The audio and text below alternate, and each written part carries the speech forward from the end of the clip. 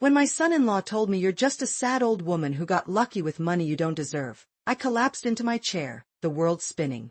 3 days later, I was sitting across from my lawyer planning a revenge so perfect it would make Shakespearean tragedies look like children's bedtime stories.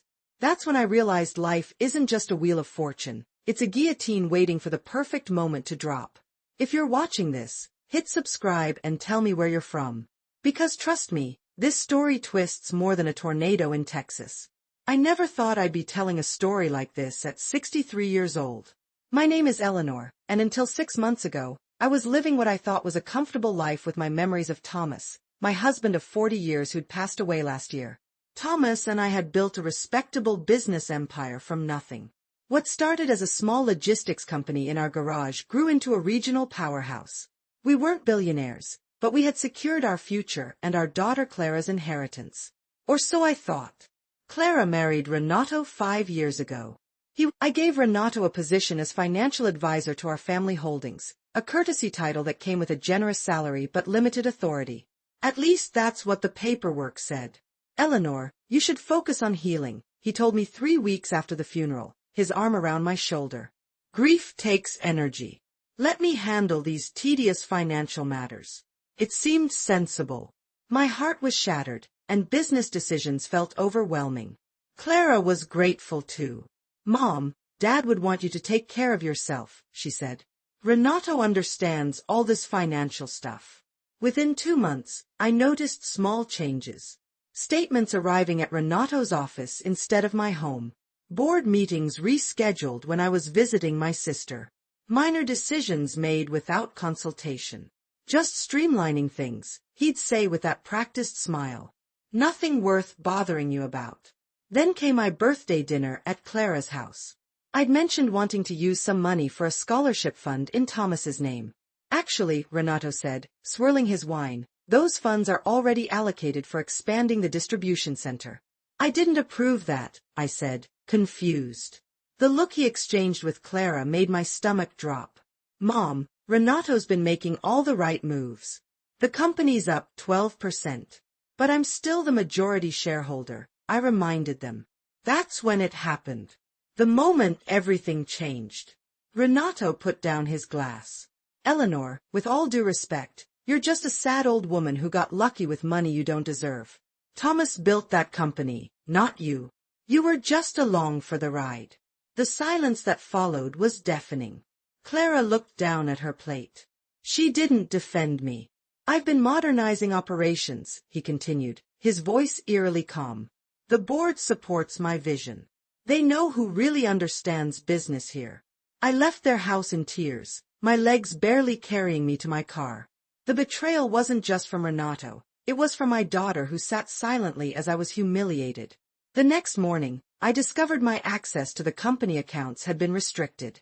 When I called our longtime accountant, he awkwardly explained that Renato had been named acting CEO by the board. My husband's legacy was being stolen right in front of me, and I felt powerless to stop it. Script part separator ===. I couldn't sleep that night. Every time I closed my eyes, I saw Renato's smug face and Clara's averted gaze. By morning, I was no longer just hurt, I was furious. I called Jacob Pearson, Thomas's attorney for 30 years, and scheduled an emergency meeting. His office hadn't changed in decades, same leather chairs, same diplomas on the wall. It felt like stepping into a time machine to when things made sense. Eleanor, Jacob said, peering over his reading glasses, I was afraid this might happen. You knew. My voice cracked. I had concerns about the power dynamics when you brought Renato in. Thomas was very specific about how things should be structured. Then how did this happen? How could Renato take control? Jacob sighed heavily. The documents you signed 3 months ago. The ones Renato said were routine updates to the corporate bylaws. My stomach dropped. What did I actually sign? You transferred significant voting rights to a management trust that Renato controls. I felt like I'd been punched. Those papers had been in a stack of 30 documents. Renato had stood over my shoulder, pointing where to sign, explaining each as standard procedure. Can we undo it? Jacob removed his glasses. We can fight it, but it won't be easy. Or quick. And Eleanor, He hesitated. There's something else you should know. He pulled out a file I'd never seen before. Thomas came to see me 2 weeks before he died. He was concerned about some discrepancies he'd found in the company finances. Transactions he couldn't explain. He suspected someone inside was manipulating accounts. I stared at him. You're telling me my husband suspected theft, and you didn't mention this until now? He asked me not to worry you unless he confirmed his suspicions. Then he died, and the investigation died with him. I assumed it was nothing. I opened the file with trembling hands. Thomas had documented unusual transfers to offshore accounts, all approved by someone with executive access. The dates, I whispered. These started 2 years ago, when Renato first joined the family. Eleanor, Jacob said quietly, I think your husband's death may not have been as natural as we thought. Script part separator, I stumbled to the bathroom, barely making it before I vomited. The thought that Thomas's death might not have been natural, that my son-in-law could be involved, was too horrific to process. Eleanor. Jacob knocked softly. Should I call someone? No, I managed, rinsing my mouth. I need to think. Back in his office, I stared at the files. If what you're suggesting is true, my daughter is married to a monster. Jacob nodded grimly. We need to be strategic. If Renato suspects you know anything, you could be in danger too. My own daughter. I whispered. Clara might be completely in the dark, Jacob cautioned. Or manipulated.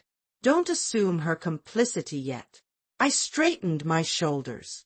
What's our first move? Gather evidence without alerting Renato.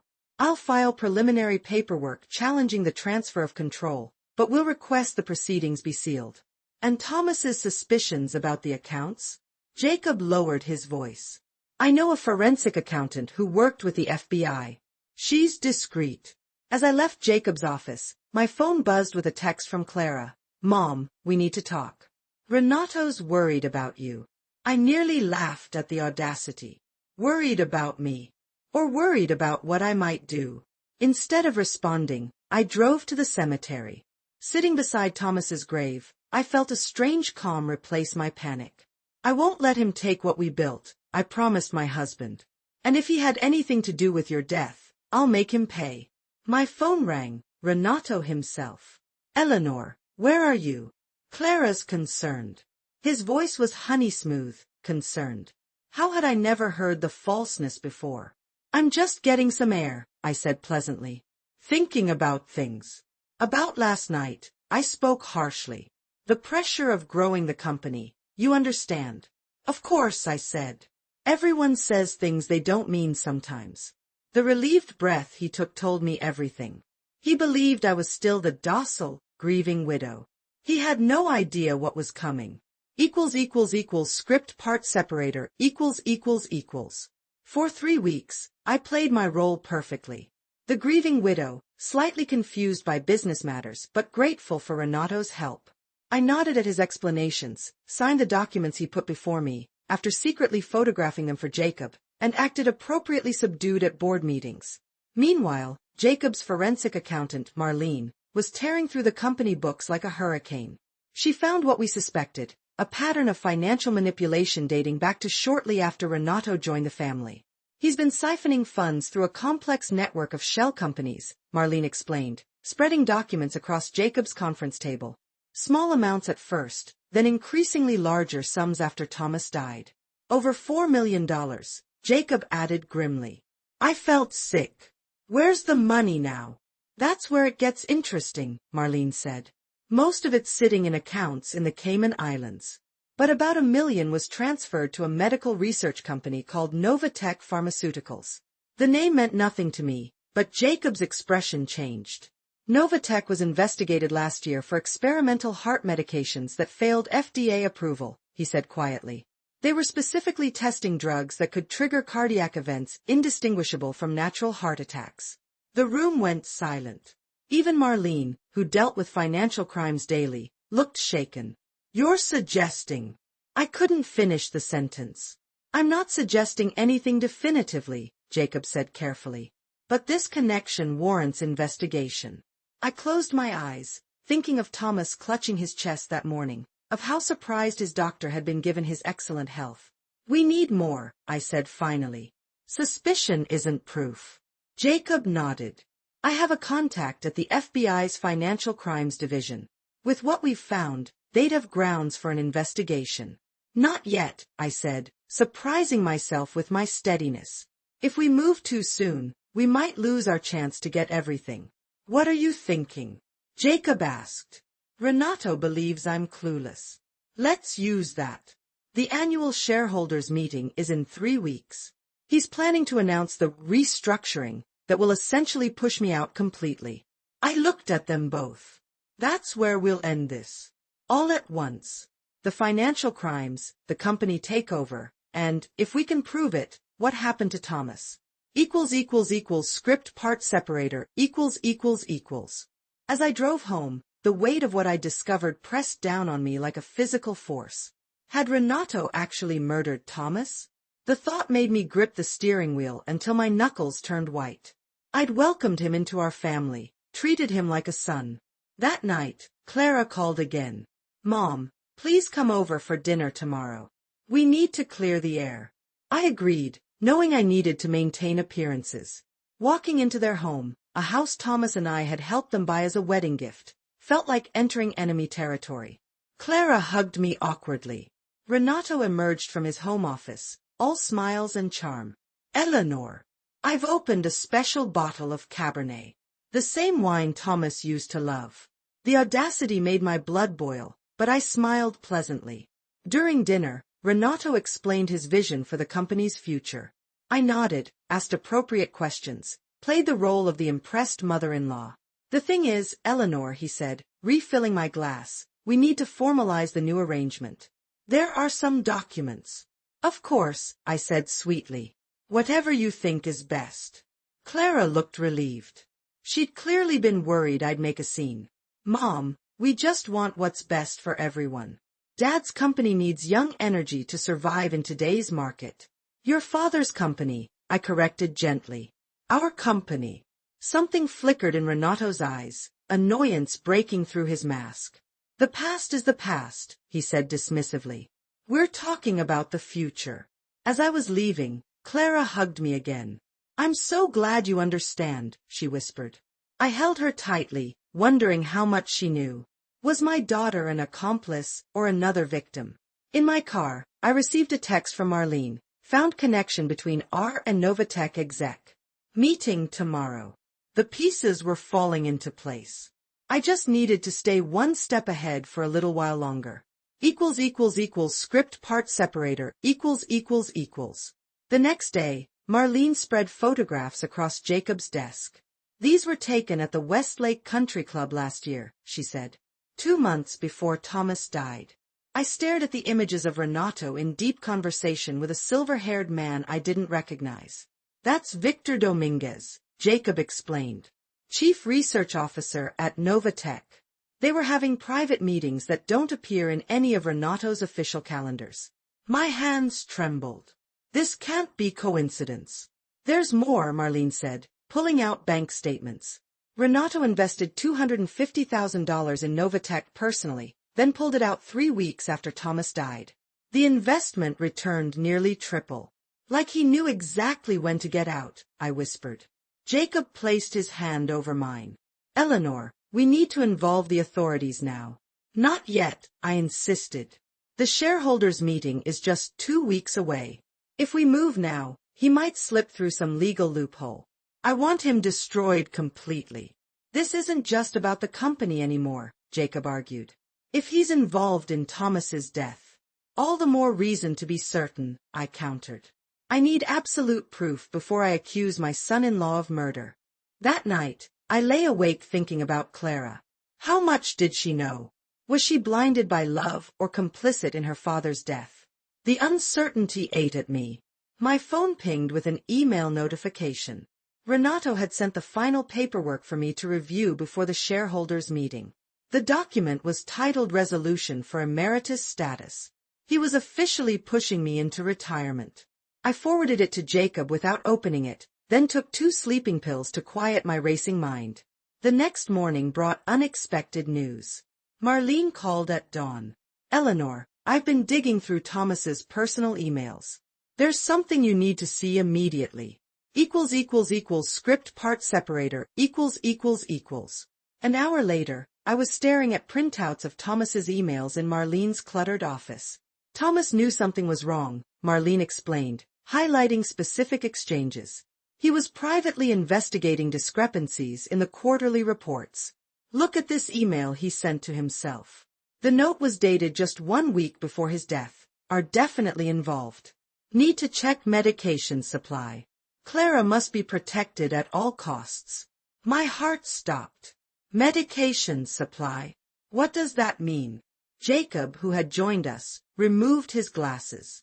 Thomas took daily heart medication after his minor cardiac event 2 years ago. I know that, I said. I filled his prescription myself. Every time. Marlene asked quietly. The question hung in the air as realization dawned. No, y whisperat. Renato offered to pick it up several times when he was near the pharmacy. Jacob and Marlene exchanged looks. There's one way to find out, Jacob said grimly. Thomas was preserved traditionally, correct? I nodded, unable to speak as I understood his implication. We can request an exhumation and toxicology screening, he continued gently. If Thomas suspected his medication was being tampered with. Do it, I said, my voice stronger than I felt. But quietly. And I want one more thing. I pulled out my phone and found Clara's contact. I need to know if my daughter is involved. I'm going to tell her I found some of Thomas's old files that mention Renato. Let's see what she does with that information. That's risky, Jacob cautioned. If she tells Renato, then we'll know where she stands, I said, pressing dial. And I'll know exactly what I'm fighting for. Clara answered on the 3rd ring. Mom, is everything okay? Yes, dear, I said casually. I was just going through some of your father's old papers. Found some notes about Renato that seemed important. Would you like to come look at them with me? The silence that followed told me everything I needed to know. Script part separator, There was a moment of silence on the line. I could almost hear Clara's mind racing. What kind of notes? She finally asked. Something about financial concerns. And Novatech Pharmaceuticals. Does that name mean anything to you, dear? Another pause. Longer this time. I'm sure it's nothing, Clara said, her voice unnaturally high. Dad was always paranoid about business stuff. When can I come over? Tomorrow afternoon? I suggested. Around 2. I'll be there, she said quickly before hanging up. I looked at Jacob and Marlene. She's calling Renato right now. We need to move fast, Jacob said. If they suspect you know something. I'll have a security team at your house within the hour, Marlene added, already dialing her phone. That night, I sat in my kitchen with 2 private security guards discreetly positioned outside. Inside a safe that Thomas had installed behind our bedroom bookshelf, one Renato knew nothing about, I placed copies of everything we discovered. At precisely 11:47 p.m., my security system alerted me to movement in the garden. Through the camera feed, I watched a dark figure approach the back door. When the light caught his face, I wasn't surprised to see Renato. The security team apprehended him within seconds. Finding the lock-picking tools and gloves in his pocket was all the confirmation I needed. Let me go, he shouted as they restrained him. I'm family. I'm checking on my mother-in-law. I stepped onto the patio, arms crossed. At midnight. With lock-picks. The look in his eyes changed from panic to cold calculation. Eleanor, you're making a terrible mistake. No, Renato. My mistake was trusting you with my husband's legacy. Script part separator, The police arrived within 20 minutes. Watching Renato being handcuffed for breaking and entering gave me a bitter satisfaction, but it was only the beginning. You'll regret this, he spat as they led him away. You have no idea what you're doing. Officer James, a stern-faced woman with kind eyes, took my statement. Attempted breaking and entering carries serious charges, but he'll likely make bail by morning. I understand, I said. I just need this documented. After she left, Jacob called. They're exhuming Thomas tomorrow at 5 a.m. Renato's arrest is the perfect distraction. I barely slept. By dawn, I was sitting in my kitchen when Clara burst through the front door, still in her nightgown. What have you done? She screamed. They arrested Renato. He was trying to break into our house at midnight, I replied calmly. With burglary tools. He was worried about you. You've been acting strange. I stood up slowly. Was he worried I found Thomas's notes about Novatech? Clara's face drained of color. She collapsed into a chair. You know. How much did you know, Clara? I asked, my voice barely a whisper. Her eyes filled with tears. Nothing at first, I swear. But then, I found emails. About the medication. About the company. And you stayed with him? I felt like I was choking. He said it was an accident. She sobbed. That he only meant to make Dad sick enough to retire early. Not to. I looked at my daughter, really looked at her. The dark circles under her eyes, the weight she'd lost, the trembling in her hands. She was as much Renato's victim as I was. Did you know he was planning to come here last night? She nodded, unable to meet my eyes. He said he needed to find the files before you went public. Clara, I said, taking her hands, it's time to make this right. Script part separator, equals. By noon, Clara had told me everything she knew. How she'd discovered what Renato had done months ago. How he'd threatened her when she confronted him. He said he'd implicate me, she whispered. Said there was a paper trail showing I knew about the offshore accounts. That I'd go to prison too. My poor, frightened daughter. She'd been living with a monster, paralyzed by guilt and fear. I wanted to tell you so many times, she sobbed. But I didn't know what to do. At 1:15 p.m., Jacob called. We have the preliminary results from toxicology, he said, his voice grave. They found traces of a compound that mimics natural heart failure. It's experimental, one Novatech was developing. So Thomas was murdered, I said, the words feeling strange in my mouth. Yes. The medical examiner is preparing a formal report. Clara overheard and collapsed into tears again. I held her, my own grief tangling with rage. What happens now? I asked Jacob. The police have been notified. They'll arrest Renato for murder once the report is finalized, probably tomorrow morning. But we never got to tomorrow morning. At 3 p.m., my security system alerted me again. The cameras showed Renato, out on bail, approaching the front door with something in his hand. He's back, I told Jacob urgently before hanging up. Clara, go upstairs. Mom, no, he's dangerous. The security team is outside. I need to face him. When I opened the door, Renato stood there with a gun pointed at my chest. His eyes were wild, desperate. Where are the files? He demanded, pushing past me into the foyer. Script part separator, equals. I didn't flinch. In that moment, all my fear evaporated. This man had killed my husband, terrorized my daughter, and tried to steal everything we'd built. I was done being afraid. The police already have copies of everything, Renato, I said calmly. And the toxicology report from Thomas's exhumation. His face contorted. You're bluffing. They found the compound, Renato. The one from Novatech that causes heart attacks. It's over. For a moment, he looked like he might collapse. Then his grip tightened on the gun. Give me your phone and car keys. Now. I handed them over. He was planning to run. You stupid old woman, he hissed. You had everything. All you had to do was enjoy your retirement and let me handle things. Like you handled Thomas. His smile was chilling. Thomas was a problem. He was going to expose everything. I just accelerated his natural timeline. And me? Was I next? Not unless you forced my hand. He gestured with the gun. Like now. Suddenly, Clara appeared at the top of the stairs. Renato, stop. His head jerked up, momentarily distracted. It was all the time my security team needed. They burst through the front and back doors simultaneously. Renato fired wildly, the bullet embedding in the wall inches from my head. Then he was on the floor, security guards pinning him down.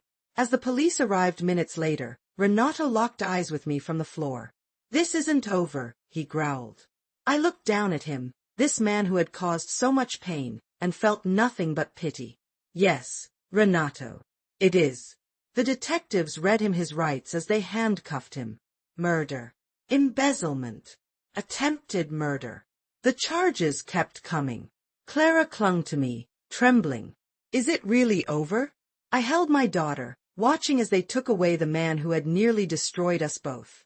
"Almost," I said. "We still have one more thing to do. Script part separator, The shareholders' meeting was scheduled for the following week. Despite Renato's arrest and the scandal erupting in the local press, I insisted it proceed as planned. "Are you sure about this?" Jacob asked as we prepared in his office. "The board would understand postponing."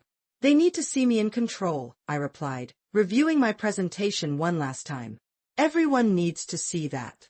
The boardroom was packed when I arrived. Board members, major shareholders, and several reporters who'd caught wind of the dramatic developments. Whispers stopped when I walked in, Clara at my side. The sympathy and curiosity in their eyes was palpable. I took my place at the head of the table, in the chair Thomas had occupied for decades. "Thank you all for coming," I began, my voice steady.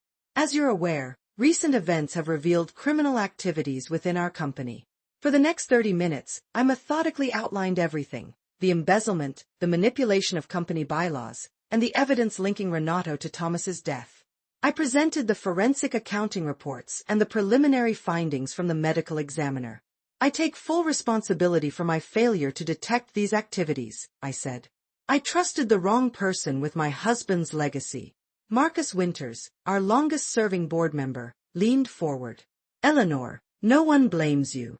We all were deceived. Nevertheless," I continued, "changes must be made to ensure this never happens again." I revealed my restructuring plan, one I developed with Jacob and a team of advisors. New safeguards, more transparent reporting, and most importantly, a clear succession plan that would eventually bring Clara into leadership, with proper mentoring and oversight. "I'm not going anywhere," I assured them. "But Thomas built this company to last generations. It's time we plan accordingly." The vote was unanimous. As board members approached to offer support afterward, I noticed Clara speaking quietly with Marcus Winters, who had been Thomas's closest friend on the board. "Your mother is remarkable," I overheard him tell her. "Thomas always said she was the real strength behind everything they built." For the first time in months, I felt Thomas's presence, not as a ghost of loss and grief, but as the proud partner he had always been. When the media finally got hold of the full story, it became a local sensation. "Murderous son-in-law poisons executive, attempts company takeover," screamed the headlines. I declined all interview requests, focusing instead on rebuilding what had been damaged. 3 months later, I sat in the courtroom as the jury delivered their verdict. Renato showed no emotion as guilty was pronounced on all counts: first-degree murder, embezzlement, fraud, and attempted murder. When the judge sentenced him to life without parole, I felt no joy, only a hollow sense of justice. As the bailiff led him away, Renato finally looked at me. The hatred in his eyes had been replaced by something else: desperation. "Eleanor," he called out, "I need to speak with you." I hesitated, then nodded to the court officer. Against everyone's advice, I agreed to a brief meeting in the courthouse holding room. 5 minutes, the guard warned. When we were alone, Renato's arrogance had vanished completely. "I'm sorry," he whispered, his voice breaking. "I destroyed everything." "Why are you telling me this now?" I asked, unmoved. "Because I lost everything. I see that now." Tears filled his eyes. "I don't expect forgiveness, but please, tell Clara I'm sorry. I studied the broken man before me. I'll tell her. But your apology means nothing without understanding what you've done." As I turned to leave, he called after me, "What would Thomas have done? Would he have forgiven me?" I paused at the door. Thomas believed everyone deserved a second chance. But he also believed in consequences. 6 months later, Clara and I stood at Thomas's grave, placing fresh flowers beside his headstone. Do you think Dad would be proud of us? She asked softly. I looked at the company headquarters visible in the distance, now thriving under our shared leadership. He always was, I replied, taking her hand. And wherever he is, he still is. That evening, a letter arrived from prison. Renato's final appeal had been denied. As I set it aside, I realized I no longer needed closure from him. My vindication wasn't in his punishment, but in reclaiming our legacy and healing my family. Looking at Clara across the dinner table, discussing tomorrow's board meeting with confidence in her voice, I saw Thomas in her eyes. The wheel had turned full circle. What Renato tried to destroy had emerged stronger, wiser, and more resilient than before. Some say forgiveness heals the forgiver more than the forgiven. Perhaps someday I'll reach that point. For now, I found peace in justice served and lessons learned. The most valuable inheritance Thomas left me wasn't money or power, but the strength to protect what truly matters.